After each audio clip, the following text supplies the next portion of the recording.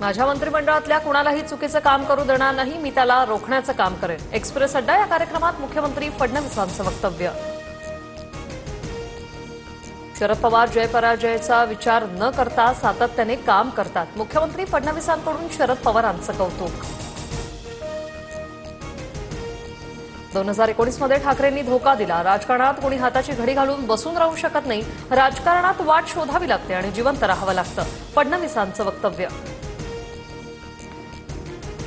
अमित शहांच्या दौऱ्यानंतर भाजपात संघटनात्मक हालचाली. महापालिका निवडणुकीच्या दृष्टीने भाजपकडून चाचपणी. फडणवीसांच्या निवासाने भाजपची तातडीची बैठक संपन्न.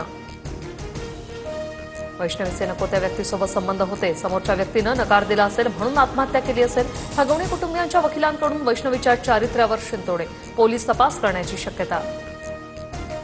जो हगवणेंच्या वकिलांच्या कानशिलात लगावेल त्याचा मी सत्कार करेन. रोहिणी खडसे यांचं ट्विट करत हगवणेंच्या वकिलांनं वैष्णवीच्या चारित्र्याविषयी युक्तिवाद केल्यानं सर्व स्तरातून आता संताप व्यक्त.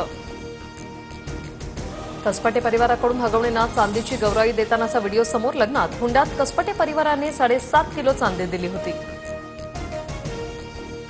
वैष्णवी हगवणे प्रकरणात निलेश चव्हाणची मालमत्ता जप्त होणार. कोर्टाची परवानगी मिळता स्टँडिंग वॉरंट बजावण्यात येणार. पोलिसांची माहिती.